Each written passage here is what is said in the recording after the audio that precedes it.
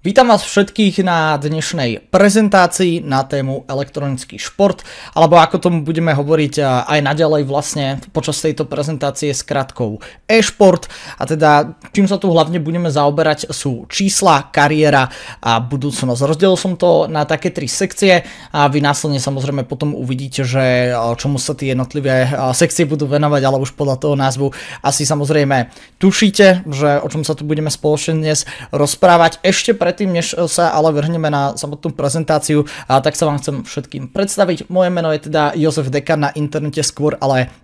vystupujem pod prezývkou Joshua. Tento nick vznikol ešte niekde na strednej škole, kde mi ho spolužiaci dali. Ja som si ho vybral, takže nie je za tým žiaden nejaký hlbší príbeh, ako sa hovorí, ale tak keď napríklad ste hráči, tak určite aj vy máte nejakú tú svoju prezývku. Od roku 2018 som teda komentoval, alebo teda respektíve od tohto roku sa venujem práve e-športovému komentovaniu na Slovensku. Momentálne už tej práce je samozrejme viacej okolo e-športu, nielen to komentovanie. Vlastne rozšíril som to svoje portfólio práve v roku 2021, kedy som vstúpil do firmy Republic SRO. Bol som tam do roku 2022, čiže rok. A už vtedy som sa nejako zaujímal aj viacej o napríklad marketing okolo e-športu. No a ten plne vlastne rozvíjam až doteraz od roku 2022 vo firme Y-Games Company, pod ktorou som. Je to najväčšia vlastne eventová e-športová firma na Slovensku. Robíme rôzne podujatia, ako sú napríklad majstrovstvá Slovenskej republiky v elektronických športoch, rôzne univerzitné, stredoškolské ligy a podobne.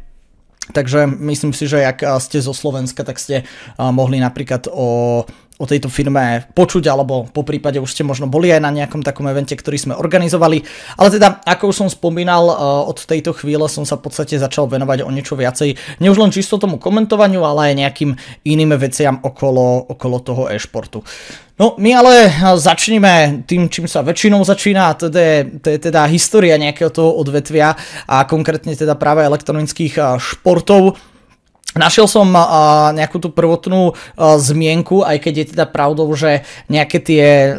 v úvodzovkách, dalo by sa povedať, e-športové turnaje sa konali už predtým, keď vlastne vznikli nejaké tie prvé konzolové hry, kde keď ste napríklad s kamarátmi išli niekde do baru, teda možno práve skôr vaši rodičia, tak ste si vedeli napríklad zahrať a spoločne sa staviť, že kto vyhrá, tak ten, čo ja viem, platí alebo podobne. Ale samozrejme pod tým pojmom toho, že tie turnaje niekto väčšinou organizuje a teda neboli na takejto kamarátskej rovine, tak vlastne ten prvý, ktorý mal toho skutočného organizátora, tak bolo v roku 1980 a teda Space Invaders Championships. A je to teda už naozaj poriadne dlhá doba, myslím si, že väčšina z nás vtedy ešte ani nežila, teda minimálne ja určite nie, keďže aj to som mohol spomenúť, že mám aktuálne 21 rokov, ale teda bol to prvý obrovský športový turnaj, kde sa prihlásilo až 10 000 hráčov, čo je naozaj na tie svetové pomery na tú dobu samozrejme, že veľmi dosť, nie sú tie čísla vyššie a o tom sa aj budeme rozprávať, ale na to, že sa jednalo takto prvý turnaj, tak už vtedy bolo vidno, že je naozaj o niečo takéto obrovský záujem. No a výhercom sa stal teda William Salvador Heinemann a v podstate tam ani neboli nejaké veľké prize pooly alebo podobne, ak sa nemýlim, hralo sa tam vtedy, sa mi zdá, o nejakú konzolu. No ale čo je dôležité a čo si tu musíme spomenúť, že odštartoval e-šport, ako ho poznáme dnes, a ako už som teda aj spomínal, tí organizátori videli, že sa oplatí do tejto branže kvázi investovať a teda nejakým spôsobom aj, ako môžete vidieť na fotke, tak boli tam dokonca aj nejakí diváci, či už to boli kamaráti alebo rodina tých daných hráčov, tak bola tam vlastne tá podpora a z toho sa potom vlastne odvinulo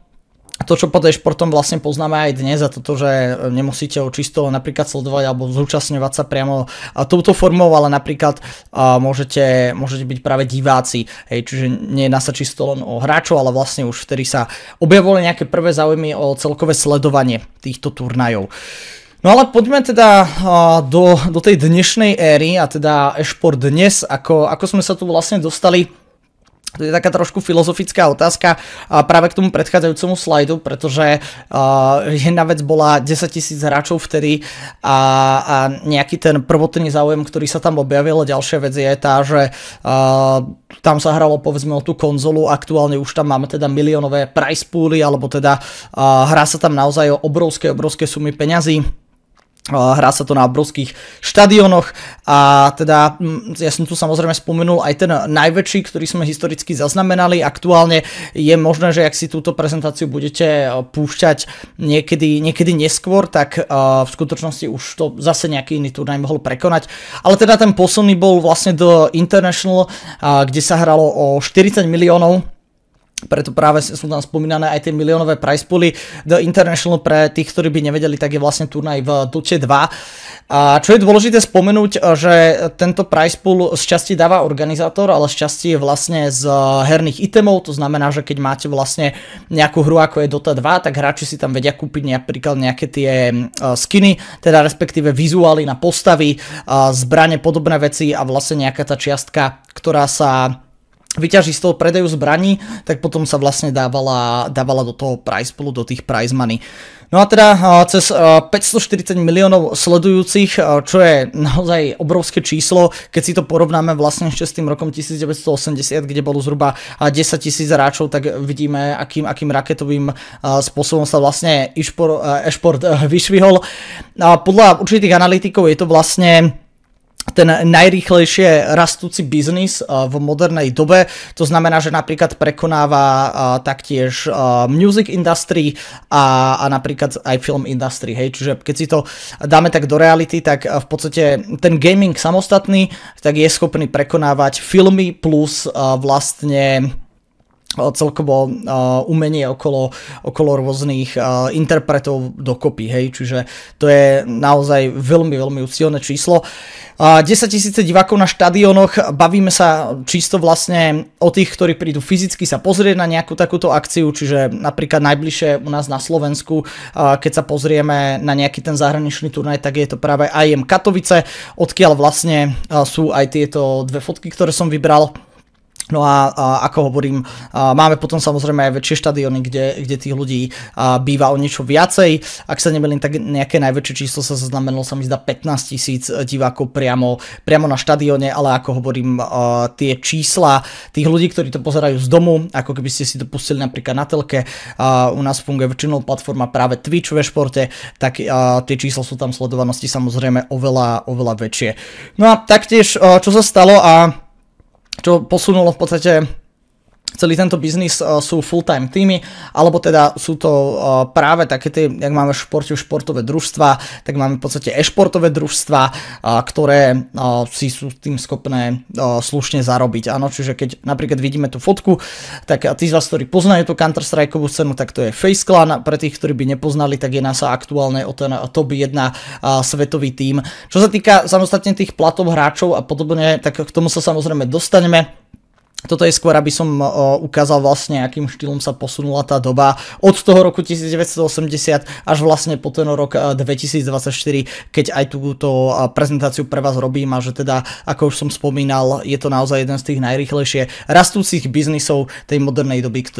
ktorý tu máme. No a poďme teda k tým číslam, ako bolo spomínané, tie si tu ukážeme aj na nejakých tých grafoch, ktoré som na internete našiel. Ako prvé máme vlastne štatistiku zo Spojených štátov amerických a teda práve tú sledovanosť. Jediný v podstate titul alebo jediná liga, ktorá bola doposiaľ schopná prekonať vlastne v sledovanosti e-šport je NFL, ale vidíme, že vlastne pod e-športom je či už MLB, NBA, NHL, MLS, takže je vidno, že naozaj v Amerike je o e-šport obrovský záujem a teda máme tam práve ten pík tých 84 miliónov sledovaní. NFL-ka potom tam má pomerne vysoký rozdiel, stále, jak si všimneme tie čísla, tak je tam tá hranica pomerne vysoká, ktorú vlastne šport musí prekonať, keby niekedy chce ísť ešte na tú NFL, pretože tá má 141 miliónov pozretí. Ale keď si pozrieme vlastne ten druhý graf, tak vidíme, že sa stále nejakým spôsobom tá sledovanosť e-športov posúva čoraz viacej a viacej a je to tam rozdelené na také dve kolónky. Occasional viewers sú tí ľudia, ktorí si raz za čas pozrú nejaký ten e-šport, no a e-sport enthusiast sú zase ľudia, ktorí ho pravidelne sledujú. No a vlastne pri obidvoch týchto grafoch vidíme ten náraz, čiže v roku 2018 sme mali týchto entuziastov 173 milióna, aktuálne teda v roku 2023 to bolo 295 miliónov, no a taktiež mali sme tam 222 miliónov tých občasných sledujúcich, aktuálne je to 351 miliónov, čiže celkovo keď sa to zráta, tak v roku 2018 to bolo 395 miliónov, momentálne je to práve 646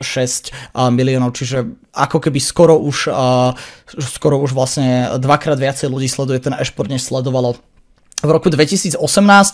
A je to naozaj krátke obdobie z toho biznisového hľadiska. Je na tom krásne ukázané, že akým rýchlym štýlom sa to posúva.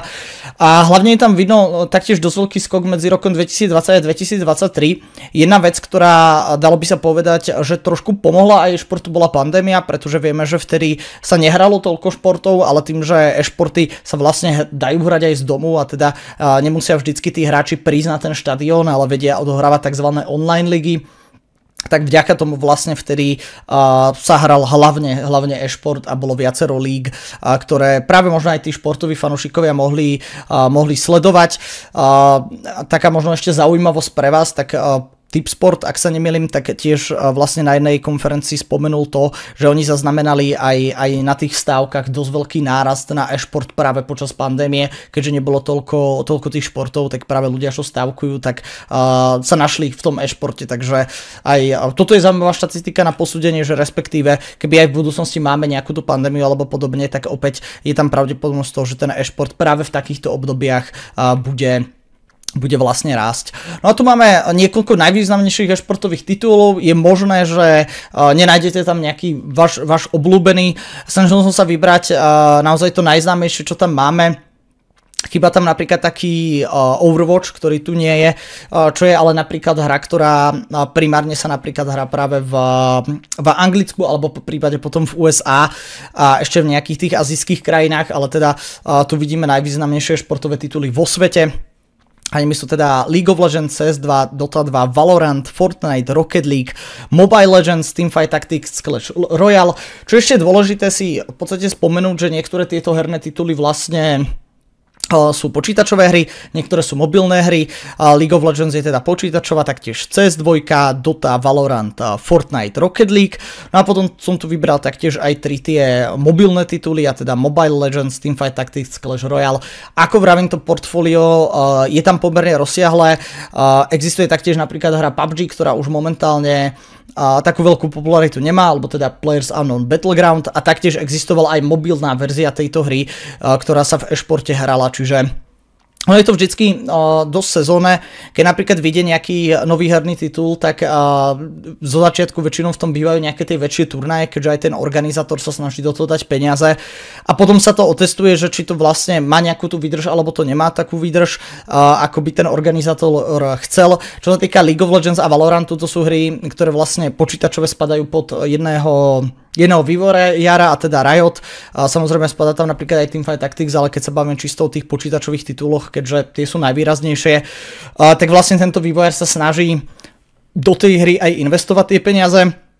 Keď sa napríklad pozrieme na CS2 a teda Dotu, pre tých, ktorí by nevedeli, tak CS2 je Counter-Strike, predtým to bolo Global Offensive, aktuálne už je to teda, vyšla novšia verzia hry a je to teda CS2, tak tam má organizátora práve Valve, ktorý taktiež v podstate prispieva peniaze do tých turnajov. Do Doty je to o niečo viacej ako práve do Counter-Strike, takže oni si potom aj tí organizátori, alebo teda lepšie povedané vývojári tých hier sami vyberú, že ktorá hra napríklad sa im viacej páči, ktorú majú obľúbenejšiu a do ktorej teda investujú samozrejme viacej peňazí. Fortnite mal taký obrovský boom, ktorý už momentálne trošičku upadol, dalo by sa povedať. V tejto hre jednu dobu naozaj bývali obrovské turnaje, hlavne v Amerike bola táto hra nesmierne populárna. Ak sa nebelím, vtedy to bol práve jeden dokonca asi aj 16 alebo 15 ročný hráč, teraz som si ním presne istý koľko mal, ale volal sa Buga a on dokázal vyhrať naozaj obrovský balík peňazí, bolo to niečo cez $1 milión, takže vtedy naozaj bol obrovský hype okolo tejto hry. Hral sa to vlastne na takom futbalovom štadióne, ale ako hovorím, aktuálne, keby sa pozrieme v roku 2024 na ten Fortnite, tak nie je možno zase až tak populárny ako napríklad tá CS2 alebo League of Legends, po prípade Dota. A čo je teda dôležité, že tieto hry, ako je práve League of Legends alebo LoLko a CSko, si prešlo nejakým tým časovým testom, že vlastne aj počas histórie sme videli úspešnejšie a menej úspešné obdobia, ale stále sa tieto hry držia ako jedny z tých najdominantnejších, čo sa týka aj sledovanosti,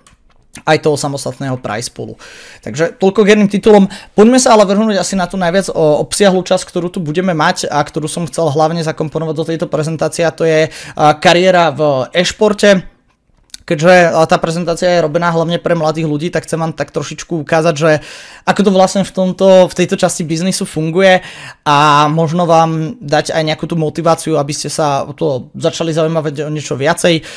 Predsa len ľudí sa robia aj vlastne štúdie, kde sa zisťuje na stredných školách, hlavne to teda prebieha v Amerike, že čo by chceli mladí ľudia v budúcnosti robiť. Keby sa pozrieme možno tak, že 30-40 rokov dozadu, tak väčšina by povedala, že chce byť spevákmi alebo hercami. Aktuálne už oveľa viacej detí práve odpovedá, že by chceli byť napríklad influencermi alebo streamermi, youtubermi, e-športovými hráčami a podobne. Takže nemyslím si, že na internete je nejako extra veľa informácií, hlavne v slovenčine, že ako sa vôbec dostať do tohto biznisu. Čo je dôležité si povedať je, že na Slovensku sme v tomto naozaj v plienkach, takže nečudujem sa, že toľko tých informácií k tomu nie je, ale práve tým, že ja som si prešiel od 16 rokov, v podstate sa tomu venujem tou cestou, tak chcel by som vám ju nejakým spôsobom zazdieľať a dať vám informácie, ako napríklad sa stať mojim kolegom v budúcnosti. Ale samozrejme, poďme si najskôr rozdeliť, že čo všetko sa dá v tom e-športe robiť, pretože keď si to človek pozrie, nejako, že poprvýkrát o tom počul a pozrie sa vlastne na tento štýl biznisu, tak si povie, že dobre, tak môžem byť hráč, môžem to komentovať a to je asi všetko. No a nie je to pravda, v skutočnosti v tom e-športe je naozaj veľmi veľa pracovných pozícií, ktoré si tu zoberieme a samozrejme tie najviac viditeľné sú práve hráči, alebo teda my to zvykneme označovať, že talent team, to sú práve komentátori, moderátori a analisti. Aby sme teda vedeli potom pracovať aj pri tých ďalších sladoch, tak budeme využívať vlastne túto skratku talent team. To je také všeobecné pomerovanie, ktoré sa využíva aj v zahraničí, ale máme tam okrem toho napríklad aj veľa práce okolo produkcie, kde väčšinou nájdeme aj v podstate najviac ľudí, ktorí na tom vysielaní robia. Vy tam vidíte teda práve dvoch chlapíkov, ktorí sa ale čisto starajú napríklad o to pódium, ale v skutočnosti niekde v tej režii môže byť tých ľudí kľudne 10-15, hej. Ja som robil, vlastne ešte keď som bol v Republic, tak tam sa tá produkcia skladala asi z 8 alebo 10 ľudí dokopy. Čiže naozaj aj v tej produkcii je treba oveľa viacej ľudí, veľakrát je to možno taký istý počet, ako má práve ten talent team na jeden turnaj. Čiže napríklad máme 10 dokopy komentátorov, analistov a moderátorov a toľko ľudí, ak nie viacej, je potrebných vlastne aj pri tej produkcii. Takže toľko k tomu, no a samozrejme sú tam aj tie ostatné a tých je tam teda množstvo. Je tam napríklad marketing, manažer, sales, ale môžete byť, čo ja viem, influencerom okolo toho herného turnaja. Môžete sa napríklad starať o nejaké občerstvenie, tak ako je to pri športových podujatiach a tu si rozberiem samozrejme potom pri tých ďalších slajdoch, len začiatku vám tu chcem dať v podstate takú tú víziu do toho, že nemusíte byť čisto hráči alebo nemusíte byť komentátori. Tej práce je tam naozaj množstvo a možno, ak vás nebaví hranie alebo vás zase až tak nebaví práve robiť pred kamerou, teda byť súčasťou toho talent teamu, tak sa nájdete v tomto biznise niekde inde. Čiže toľko k tým všetkým vlastne rozdielným prácam, čo sa tam dá robiť. Poďme sa pozrieť ale teda na tú prvú a teda asi najviac výraznú, a to je práve e-športový hráč. A teda tá primárna otázka, ako sa teda stanem tým profesionálnym e-športovým hráčom, aby som mohol hrať pred tými obrovskými publikami, ktoré vidíte aj na fotke. Ja osobne som sa profesionálnemu hraniu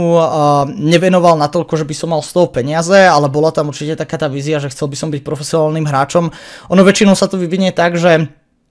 keď začínate práve s tým elektronickým športom, tak nepoviete si zo začiatku, že chcem byť komentátorom alebo chcem robiť produkcii. Väčšinou to ide tak, že mám nejakú hru, rád ju hrám, teraz vidím, že existujú v tom profíci, tak chcem byť logicky medzi tými profikmi a neskôr sa vám vyprofiluje, že či naozaj máte na to byť tým profesionálnym hráčom, pretože my si tu aj povieme, že čo to všetko obnáša, alebo radšej si to uplatnenie nájdete niekde inde. U mňa tam tá ambícia samozrejme na začiatku bola, ale potom v podstate keď prešla, tak som si povedal, že fajn, že môžem sa venovať tomu komentovaniu a stále v podstate rekreačne, keď to spomínam tak v úvodzovkách, aj hrávať ten herný titul a teda ja sa venujem primárne hre Counter-Strike. No ale teda ten prvotný krok, ktorý je naozaj dôležitý, je sa pozrieť na vašu obľúbenú hru, či už je to napríklad CS:GO, League of Legends, a následne si povedať, že či existuje v tejto hre nejaká tá e-športová scéna, keď je to teda práve ten Counter-Strike, League of Legends, Dota a podobne, tak asi už tušíte, že existuje. No a následne samozrejme sú tam tie kroky k tomu, aby ste sa stali tým profesionálnym hráčom.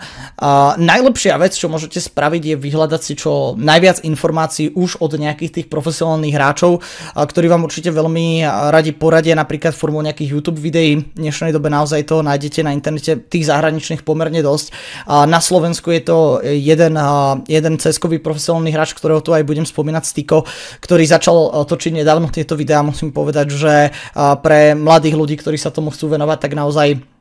robí výborný obsah na ten YouTube channel. K tomu shoutoutu sa ale ešte dostaneme. Ale teda máme hru a potrebujeme si nastaviť nejaký ten tréningový plán. Zo začiatku budete musieť naozaj tej hre obetovať veľmi veľa hodín. Neskôr, keď už sa dostanete na nejakú úroveň, tak samozrejme tých hodín je menej. Ja som sa bavil s jedným profesionálnym koučom tu zo Slovenska, ktorý mi vlastne vysvetľoval, že tí hráči, keď ešte nie sú na tej top úrovni, tak častokrát musia hrávať nejakých 8-12 hodín denne. Ako náhle už sa ale dostanú na tú top úroveň a sú medzi nejakými tými najlepšími týmami, ako môžete napríklad vidieť hore na fotke tým Astralis, tak ten denný tréning je okolo 4 hodín. Pretože musíme si uvedomiť, že keď ste v tom profesionálnom týme, tak hráte aj zápasy. A teda neostáva vám tam zase až tak veľa času na ten tréning, keď samozrejme chcete mať nejaký ten osobný život a podobne. Tu si ale samozrejme treba opäť nejakým spôsobom približiť aj tie riziká možné, že nie je to určite pre každého sedieť pri tom počítači tak dlhú dobu a hlavne naozaj musíte mať obrovský zápal do tej hry, aby ste sa stali najlepším. No a množstvo vecí samozrejme musíte obetovať, to znamená, že to by vám povedali aj tí profesionálni hráči, že v mladom veku napríklad tak často nechodievali von s kamarátmi,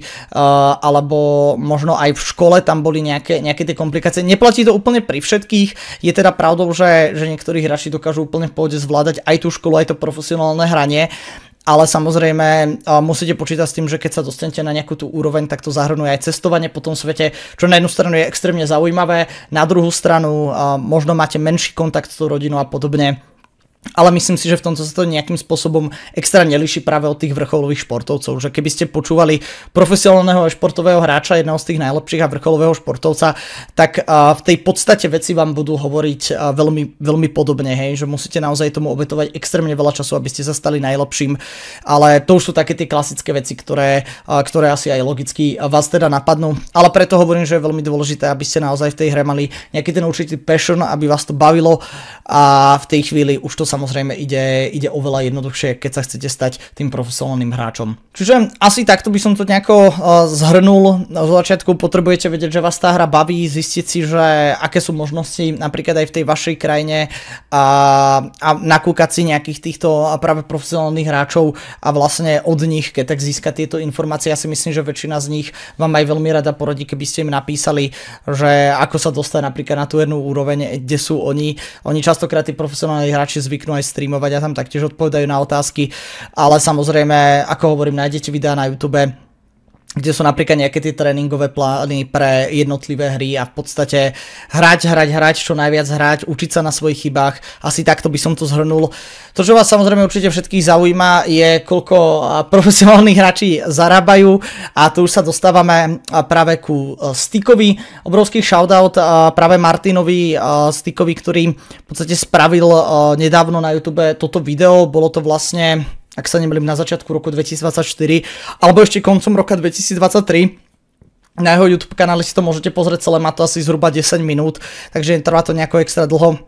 Vľavo hore samozrejme vidíte aj jeho YouTube channel. Ja som si tu zobral screenshot vlastne z jeho videa, aby sme si vedeli o niečo viacej povedať, že koľko si zarobím ako ten profesionálny e-šport hráč. Čo treba spomenúť, že aj keď Styko je profesionálny a zo Slovenska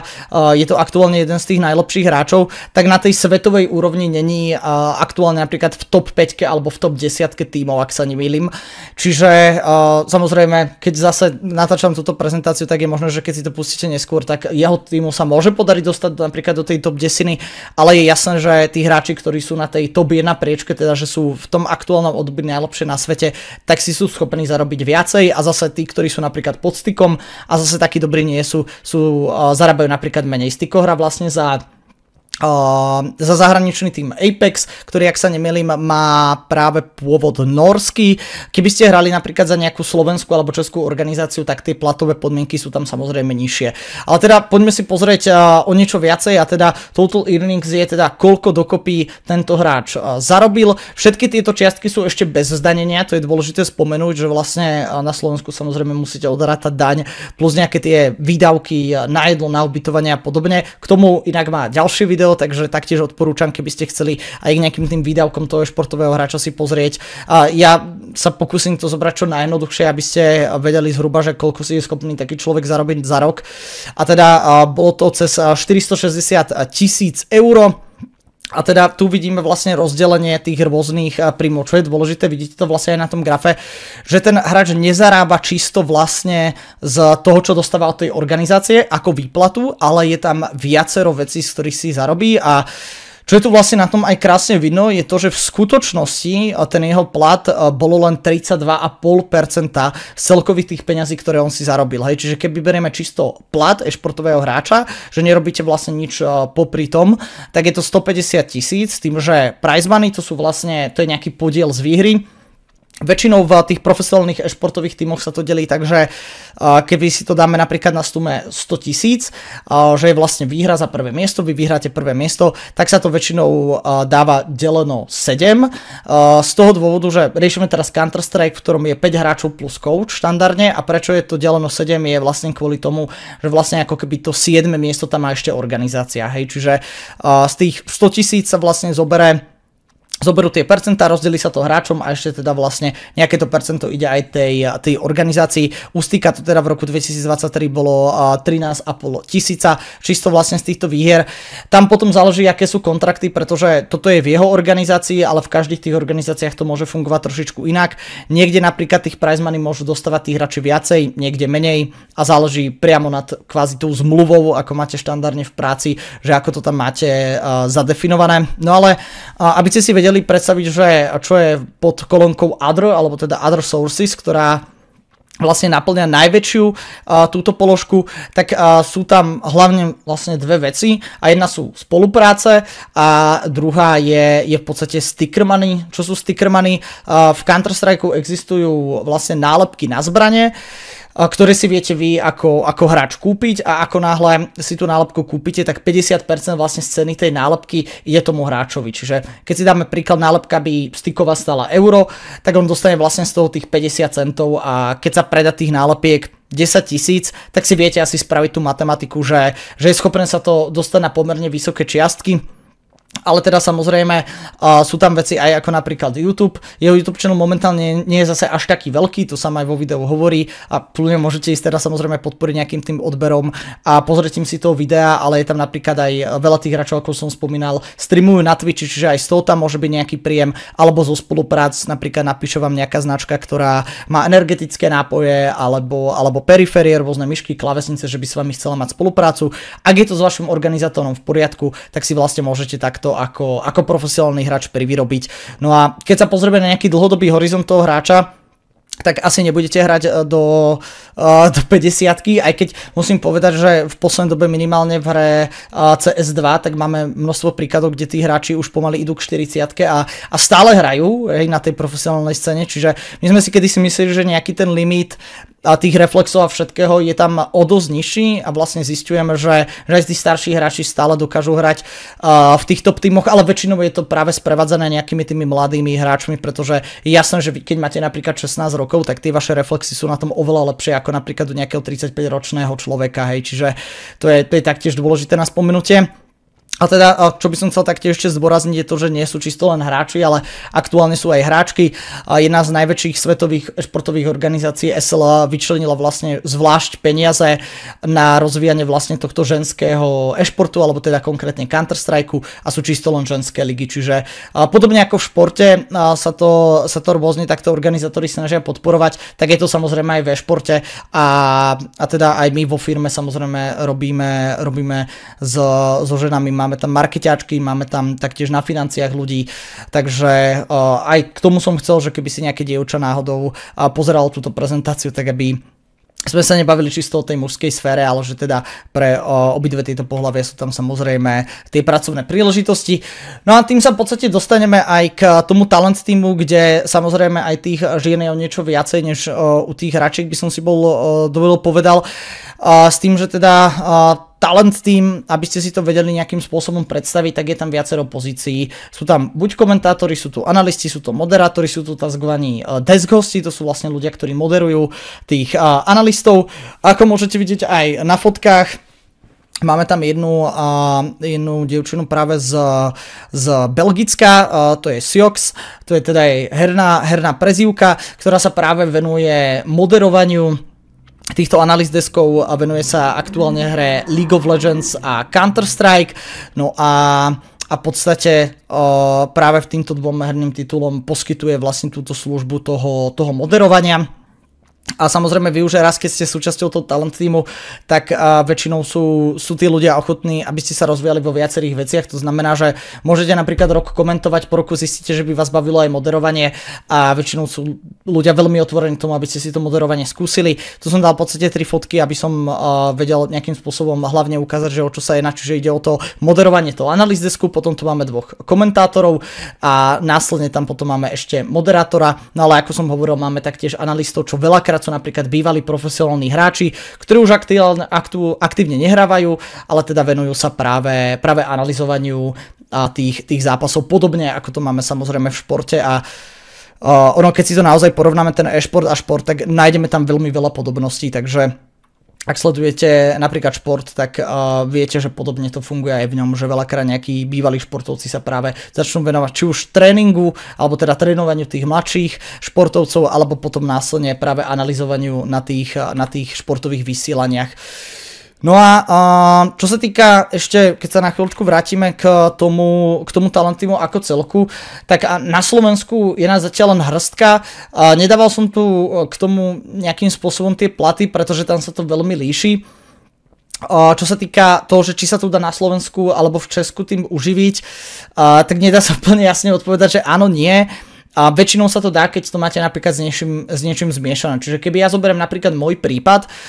teda toho komentovania, tak čisto komentovaním aktuálne v tomto roku by som sa asi uživiť nedokázal. Záleží samozrejme od toho roku, pretože niekedy je tých turnajov viacej a dalo by sa to, ale pre mňa tá istota je vlastne to, že popri tom robím ešte ve športe vlastne aj ten marketing a vtedy to je vlastne úplne v poriadku. Myslím si, že ale z dlhodobého hľadiska sa to bude posúvať a že je možné, že tu budeme mať nejaký tých fulltimeových komentátorov. Toto je, aktuálne som sa rozprával práve o hernom titule Counter-Strike, ale je teda pravda, že v hre League of Legends máme aj fulltimeových komentátorov v Česku, ak sa nemýlim, je to práve Xnapy, ktorý síce sa venuje aj streamovaniu, ale dalo by sa povedať, že ten má tú kariéru vybudovanú hlavne na tom komentovaní a streamovaní a nepotrebuje riešiť nejakým spôsobom ďalšiu položku v tom jeho portfóliu. Ale v zahraničí samozrejme tí ľudia, ktorých vidíte na fotkách, či už je to Siox alebo práve dole OG Borg, tak samozrejme venujú sa tomuto plnohodnotne, pretože tam za nejakú jednu akciu, že keď napríklad akcia trvá týždeň, tak za deň sú si tí schopní ľudia vypýtať napríklad sumy okolo 5 až 10 tisíc. To sú čísla, o ktorých zhruba viem, ale nejaké tie reálne čísla nevidel som nikde z tých analystov alebo z tých komentátorov niekoho, alebo nenašiel som článok, kde by prišiel a povedal jeho príjmy, podobne ako Stiko v tom predchádzajúcom videu, ale teda uživiť sa s tým dá a asi to je tá podstatná informácia, že sú to pomerne slušné peniaze. No ale poďme teda na produkciu. Z toho produkčnej stránky, tak ja mám kolegov, ktorí sa tomu venujú napríklad full-timeovo práve z našej firmy. No a teda ako sa dostaneme do tej produkcie toho e-športového vysielania,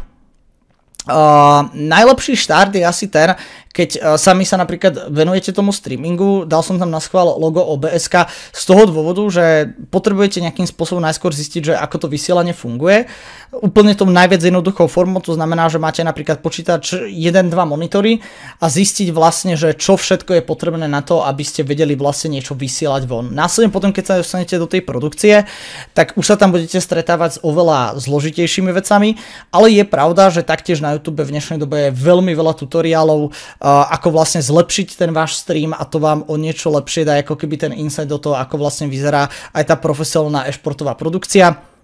U nás na Slovensku napríklad UCMK dokonca vyučuje aj túto produkčnú časť, čiže ak by ste mali záujem, myslím si, že aj na Slovensku nájdete určité školy, kde sa tomuto špeciálne venuje, poprípade nejaké tie kurzy sú taktiež podľa mňa určite k dispozícii, čiže ako hovorím, do tej produkčnej oblasti sa najlepšie dostanete, takže najskôr začnete nejakým spôsobom u seba, zistíte si, že či vás napríklad to streamovanie, to vysielanie baví a následne potom to vlastne rozvíjate. No a poďme sa pozrieť vlastne na tie ostatné pozície, ktorých je tu teda pomerne dosť, okrem teda toho spomínaného marketingu, salesu a manažmentu, tak je tam napríklad samozrejme aj influencer marketing, alebo teda, že môžete byť influencerom, alebo možno lepší výraz je ambasádorom, či už nejakej e-športovej organizácie, alebo teda toho týmu a samozrejme keď ste hráči, tak taktiež môžete v podstate zabrnúť do tejto oblasti. Máme tu fotku z MSR, ktoré sa konalo v roku 2023, toto je vlastne tým náš interný, ktorý sa tomuto eventu venoval. Samozrejme tých ľudí je tam oveľa viacej, mali sme tam brigádnikov na stánkoch, ktorí v podstate sa venovali napríklad výstavbe a podobne, čiže v realite tých ľudí tam bolo oveľa viacej, ktorých robili na tom projekte, keďže to bol najväčší projekt, ktorý tu vlastne na Slovensku je. A toto sú teda tí interní ľudia,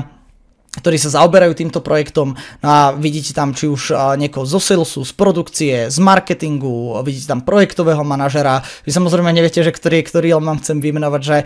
tých pozícií je tam samozrejme viacej. A taktiež aj na tom marketingu sa to potom delí. Môžete robiť kampane, môžete napríklad robiť content marketing, to je to, čomu sa venujem ja, teda tvorba nejakého toho obsahu. Ale samozrejme môžete napríklad aj streamovať a následne potom si vás nejaká e-športová organizácia, napríklad nejaký tým všimne a povie si, že chcete, aby ste vytvárali obsah vlastne aj pre nich a robili im v podstate takú reklamu na vašom vysielaní. Čiže je tam množstvo vecí, ktoré sa dajú robiť. Aktuálne u nás na Slovensku sú to teda hlavne tie, ktoré som vymenoval, ale v zahraničí tam už máte napríklad pozíciu player manažera, ktorý sa priamo stará o tých hráčov na tom podujatí. Máte tam ľudí, ktorí napríklad majú production manažera, to je zase človek, ktorý sa stará napríklad o ubytovania pre produkciu a množstvo týchto manažerských vecí. Čiže to je z hľadiska manažmentu, čo sa týka salesu, tak sa jedná hlavne o predaj, čiže napríklad chodíte za partnerom a vlastne oslovujete sponzorov, partnerov na to, aby dali peniaze vlastne na ten chod ligy. Čiže im v podstate predávate reklamný priestor, podobne jak je to vlastne pri športoch, kde vždycky na tribúnach vidíte nejaké tie značky, nejaké tie firmy tých partnerov. No a marketing v podstate taktiež veľmi úzko spojený vlastne s tým predajom a tam ide o to, aby ste vlastne pritiahli násilne potom tých divákov na tie vysielania alebo priamo fyzicky na ten event. My toto MSR sa koná každoročne v Nitre. Samozrejme všetci ste pozvaní, aby ste si tú e-športovú akciu pozreli aj naživo, pretože to je podľa môjho názoru asi úplne to najlepšie, čo viete, sa prísť pozrieť, ako to funguje naživo, pretože jedna vec je sledovať to práve na tom Twitchi, ale následne potom prísť a užiť si ten event naozaj z hľadiska toho diváka je skvelá skúsenosť. Ja sám som bol vlastne v 16 rokov v tých Katoviciach poprvýkrát a bol to obrovský šok, pretože je to v tej strednej Európe jeden z tých najväčších turnajov, ktorý tu každý rok máme a je to úžasné na sledovanie. Tá herná komunita je veľmi milá a aj tá atmosféra je proste skvelá, je to veľmi porovnateľné práve s nejakými tými športovými udalosťami. Čiže čo sa týka tých ostatných prací, je tam toho pomerne dosť a prečo som to tu vlastne zahrnul do tej prezentácie, je z toho dôvodu, že ako som hovoril aj na začiatku, veľakrát človek príde, pozrie sa na ten gaming industry a povie si, že dobre, tak ja môžem byť buď len hráč, alebo môžem byť streamer, alebo môžem byť komentátor, ale v skutočnosti tej práce je tam oveľa viacej a viete sa v tom nájsť, aj keď napríklad viete, že nemáte na to byť profesionálnym hráčom, alebo napríklad si poviete, že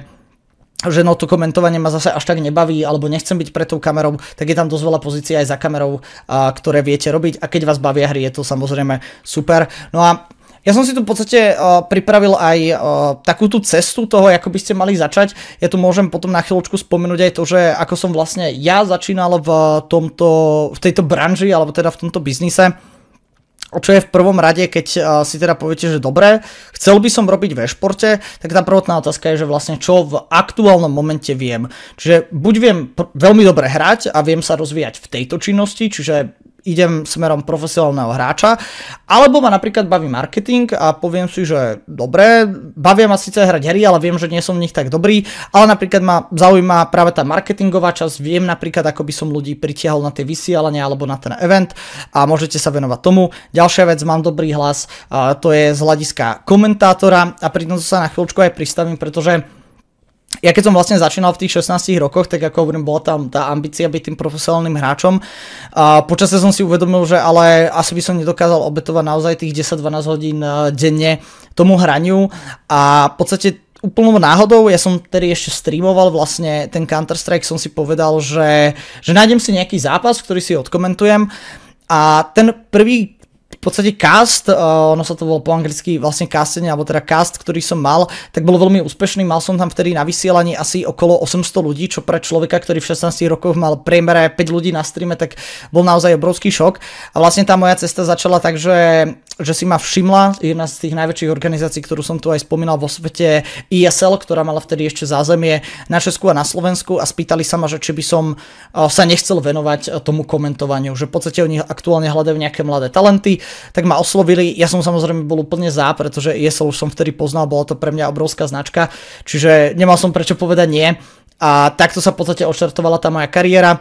Čo je veľmi dôležité, že som si počasie začal budovať aj nejaký svoj vlastný branding, čiže okrem toho, že som aj naďalej streamoval, začal som viacej rozvíjať svoje sociálne siete, ako je napríklad Instagram. Aktuálne v dnešnej dobe, vtedy ešte TikTok v podstate neexistoval, teraz už existuje, čiže TikTok môže byť taktiež jednou z toho skvelých variant, keď sa napríklad chcete venovať priamo komentovaniu, ako v podstate začať. Čiže nájdete si nejaký zápas, kľudne to nemusí byť live, môže to byť nejaký záznam, skúste si ho odkomentovať, poslať nejakému organizátorovi, robiť si takýmto štýlom to self promo a potom následne sa viete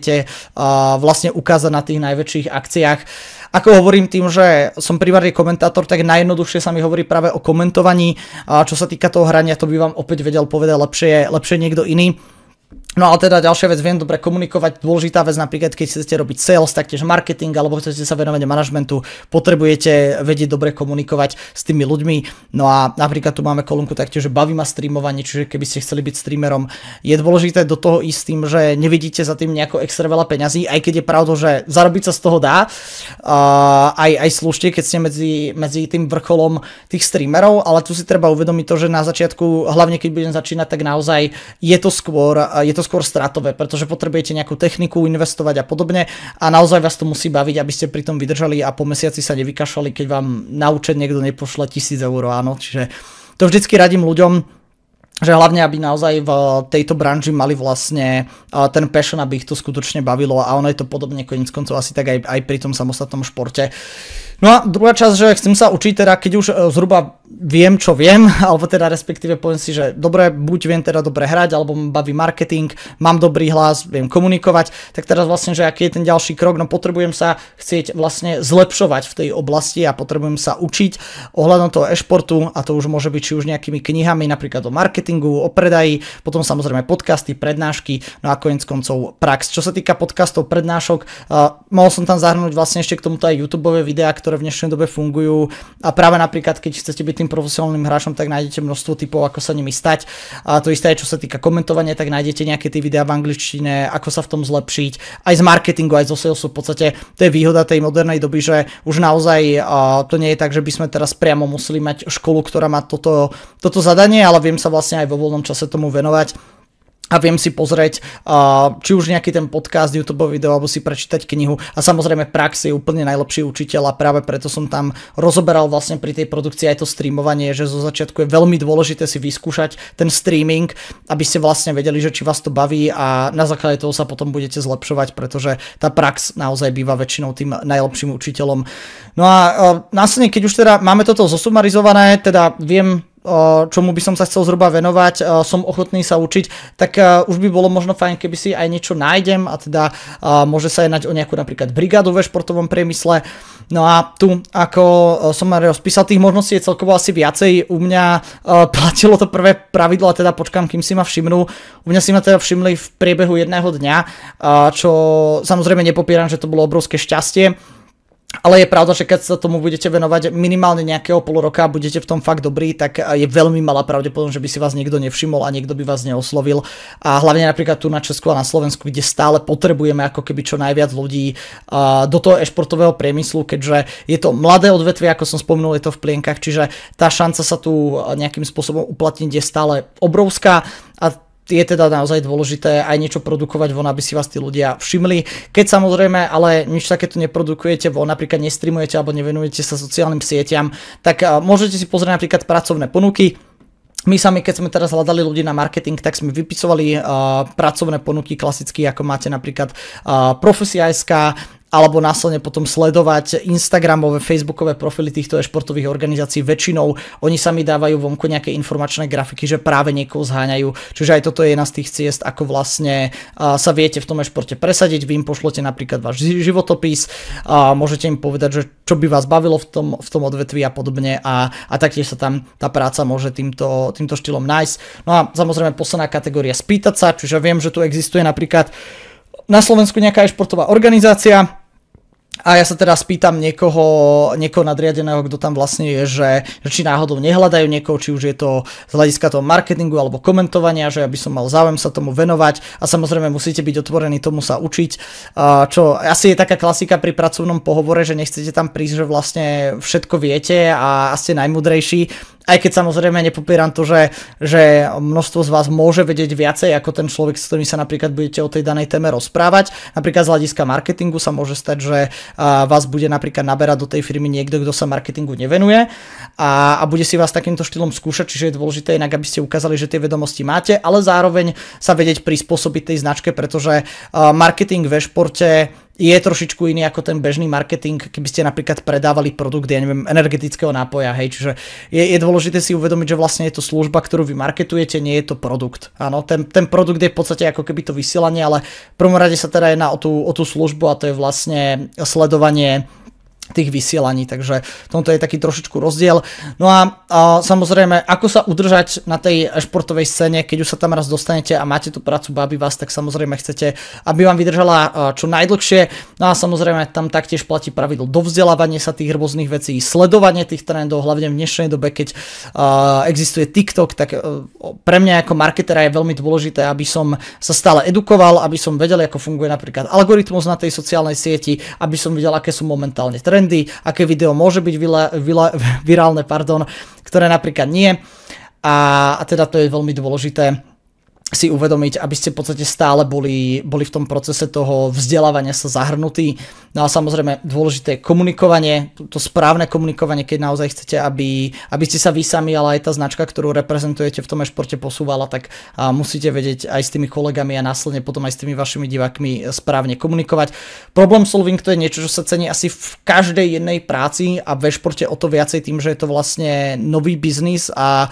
dosilne zameraný taktiež napríklad technický biznis. Keď dokážete správne využívať mozog na riešenie problémov, tak tí ľudia budú nadšení, áno. Ja som viackrát sa nám stalo, že napríklad na nejaký projekt sa nám znížil budget a my sme potrebovali napríklad za menej peniazy vymysleť, ako ho stále, ale dostatočne dobre odmarketovať a v tej chvíli, keď vás niečo napadne, hej, čiže je tam vlastne spomenutá aj tá kreatíva, ako by sa to dalo spraviť, tak tí ľudia budú šťastní, že tam majú niekoho, na koho sa vedia spoľahnúť, že im dokáže vyriešiť nejaký ten problém, ale ako hovorím, toto je niečo, čo asi štandardne v tých prácach bude oceňované nielen v športe, ale v športe možno o to viacej, pretože je to nový biznis, čiže je tam množstvo víziev, hlavne na slovenskom trhu je tu množstvo víziev, takže je dôležité, aby ste išli do toho aj s takým merím optimizmom a vedeli ste, ako vlastne riešiť tie problémy, ktoré potom následne môžu v tej práci nastať. Ja dúfam, že som vám zhrnul dostatočne dobre, že vlastne ako odštartovať tú kariéru ve športe. Ono by sa o tom dalo asi hovoriť, že pomerne dlho, ale nechcem zase sa čisto venovať len tomuto, aby nám to tu zabralo celý čas tej prezentácie. Takže v skratke povedané, ešte keď si to takto že v rýchlosti zhrnieme, zistiť, čo viem, následne sa edukovať viacej v tej oblasti, no a potom si nájsť nejaký ten job, nejakú tú prácu, v ktorej sa taktiež zlepšovať. Hej. Je to taký ten štandardný postup, ale ono samozrejme, keď pôjdete a skúsite si to, tak vlastne zistíte, čo to v praxi znamená, lebo jedna vec je vám to takto hovoriť a druhá vec je si to potom v realite v praxi vyskúšať, čo samozrejme určite poznáte zo škôl, kde vám napríklad chýba nejaká tá prax, že je úplne iné sa rozprávať o programovaní, alebo keby študujete na zdravotke o operáciách, než reálne napríklad tú operáciu vykonávať, takže asi toľko k tomu. No a poďme sa teda v rýchlosti ešte pozrieť na tú budúcnosť e-športu a teda čo nás v tom e-športovom segmente čaká v budúcnosti. Toto je opäť skôr také filozofické okienko, keďže oni existujú nejaké tie reálne predikcie, ako sa to bude vlastne odvíjať s tými číslami, ale možno by som chcel práve aj na vás, aby ste sa o niečo viacej zamysleli, že ako vy by ste mohli práve pomôcť v tej budúcnosti toho budovania toho samostatného e-športu. Dal som tu pár hashtagov, ktoré nám pomôžu sa nejakým spôsobom držať. Hneď ten prvý mainstream, to, o čo sa vlastne snažia aj tie organizácie dlhodobo je dostať ten e-šport do mainstreamu, keďže nie je to momentálne vec, ktorú by ste si minimálne na Slovensku alebo v Česku pustili telke, aj keď je pravdou, že v Česku napríklad príjma práve majstrovstva Českej republiky, tak zvykne vysielať, je to tam ale maximálne nejako na hodinu. Tu je samozrejme potom tá závažná otázka, že či vlastne my chceme dostať ten e-šport do toho mainstreamu, pretože je pravda, že tá komunita sa tam tvorí hlavne na týchto streamingových platformách, ako je napríklad Twitch a aj keď napríklad v rozvinutých krajinách, ako je Dánsko, tak existujú e-športové televízie, tak je pravdou, že ja si osobne nemyslím, že napríklad aktuálne v tomto momente sme na Slovensku alebo v Česku na niečo takéto pripravení. My sme tu mali aj v minulosti jednu inú nemenovanú televíziu, ktorá sa snažila ísť s týmto lifestyleovým lomeno e-športovým trendom a nepodarilo sa to, skrachovala. Čiže tu treba byť trošku realisti v tom vlastne, že veľmi postupne musíme ísť v tom procese toho zaradzovania e-športu do mainstreamu. Keď napríklad si všimnete nejaké noviny, dal som tu práve túto fotku, pretože tá sa objavila v jednom časopise, kde práve robili rozhovor s mojím kolegom Ivanom Lazarovom, alebo teda Devim, kde sa ho práve pýtali na tento e-športový priestor, čo je veľmi príjemná forma, ako sa to do mainstreamu dostať dá, čiže nejakou formou týchto rozhovorov, ktoré napríklad bývajú aj v televíznych reláciách. Aj náš Silsa Karol vlastne takto vystupoval viackrát v komerčných telkách, aby vlastne rozšíril to povedomie, ale asi ešte nie sme pripravení na to, že by sa tu vysiali e-športy podobne ako športy v telke. V tomto musíme byť samozrejme realisti. Dôležité, aby sme naďalej budovali tú komunitu okolo e-športu, aby sme nejakým spôsobom viacej o tom hovorili aj ostatným ľuďom, pretože je tu tá nepríjemná stigma aj hlavne okolo hráčov, že keď niekto povie, že je profesionálny e-športovec, tak si tí ľudia predstavia, že tak ten človek musí mať asi 300 kg a nikdy nevidel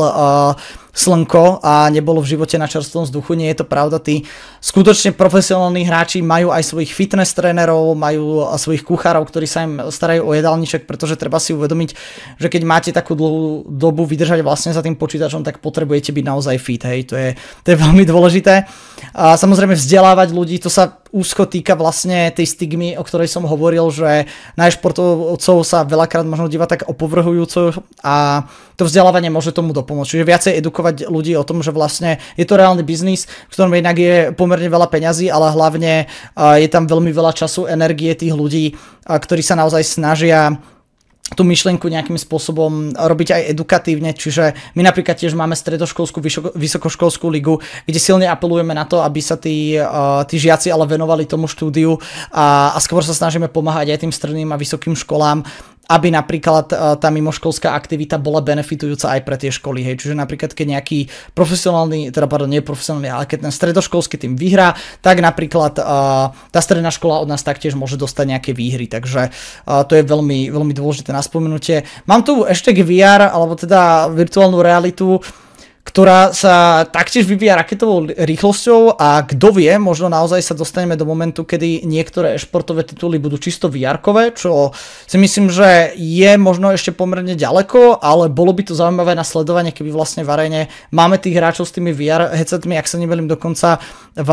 slovenskom titule Beat Saber, tak aj bol nejaký turnaj, takže začína sa to rodiť, aktuálne to nie je ešte také známe, ale je veľmi pravdepodobné, že v budúcnosti aj to VR-ko bude mať podporu práve toho e-športu, alebo bude to jeden z tých zaujímavých e-športových titulov, ktorí sa tam objavia. Content, alebo teda obsah okolo e-športu a taktiež niečo, čo samostatne môžete vyrábať aj vy. V dnešnej dobe je to veľmi jednoduché na TikToku, ale môžete napríklad streamovať, tvoriť YouTube videá a podobne, čo sa samozrejme týka aj tej práce toho influencera. No a e-šport rovná sa šport. Diskusia, ktorá vždycky dosť sa rozvášni práve pri tom, keď sa s niekým o tom rozprávam, pretože na definíciu športu máme v podstate 3 parametre a to znamená, že máme tam prvý parameter, že to musí teda spĺňať nejaký fyzický výkon, druhý je tam, že to musí spĺňať nejaký mentálny výkon a tretí je, že to musí byť kompetitívne. Hej, to máme tieto 3 kritériá a keby sa máme riadiť týmito oficiálnymi kritériami, ktoré celosvetovo fungujú, tak jednoznačne vieme povedať, že e-šport je šport práve z toho dôvodu, že ono to musí spĺňať minimálne 2 z tých 3 a tie 2 to spĺňa. Hej, spĺňa to jednak mentálnu aktivitu, ale spĺňa to taktiež to, že je to kompetitívne. Čo to nespĺňa je samozrejme tá fyzická aktivita, tam je to potom diskutabilné. Pretože ak sa nemýlim, tak aj šachy sú uznané ako šport, čiže tam taktiež tá fyzická aktivita asi nie je taká veľká, ale hovorím, väčšinou sa tejto diskusii vyhýbam, pretože u mňa je to jasné, dokedy celosvetovo máme nastavené vlastne tieto, že to musí spĺňať 2 podmienky z 3, tak to šport je, aj keď to není ešte aktuálne uznané inštitúciami. Je ale veľmi pravdepodobné, že v blízkej dobe to bude uznané aj jednotlivými štátmi, napríklad v Európskej únii ako šport. A to samozrejme aj tú budúcnosť športu kreuje o niečo lepšiu, pretože vieme, že napríklad môžu ísť do toho nejaké eurofondy, nejaké väčšie financie a že aj tí partneri sa o to možno budú o to viacej zaujímať. Ale samozrejme to nie je to najdôležitejšie, u nás je najdôležitejšie, aby sme vlastne rozvíjali tú komunitu, ktorá tam je a tá diskusia o tom, že či je to šport, nie je to šport, to nechám samozrejme na vás. Pretože je to samozrejme názor každého jedného človeka, že či by to v tej kategórii chcel mať alebo nechcel mať, aj napriek tomu, že tam môžu byť nejaké tie výhody, tak ja hovorím, že primárne ide o to, aby sme nejakým spôsobom zvyšovali to povedomie a edukovali tých ľudí o tom, že nie je to teda len vysedávanie za počítačom a to sa dá aj tým, že e-šport, aj keby v živote nebol uznaný ako šport, tak stále vlastne vieme doceliť to, aby ľudia boli v tej oblasti edukovaní a nemalo to takú tú stigmu, o ktorej som vlastne predtým hovoril. Toľko teda k tejto prezentácii. Ja dúfam, že mala pre vás výpovednú hodnotu a že sa vám teda samozrejme páčila a že som vám možno trošku viacej motivoval do toho, aby ste sa o šport zaujímali, poprípade v ňom v budúcnosti robili. Ak by ste mali hociaké ďalšie otázky, tak samozrejme určite budem veľmi rád, keď ma kontaktujete na mojich sociálnych sieťach. Najčastejšie využívam teda Instagram, ktorý vidíte v strede a o hocičom sa budete chcieť rozprávať, tak kľudne sa mi nebojte napísať práve aj napríklad ohľadu na ten e-športový biznis z tohto okolia. Budem určite veľmi rád nejakej tej diskusii, po prípade, ak bude nejaká tá otázka, tak určite vám rád odpoviem. Ešte raz teda ďakujem všetkým za pozornosť, no a dúfam, že sa opäť uvidíme pri nejakej ďalšej prednáške alebo prezentácii.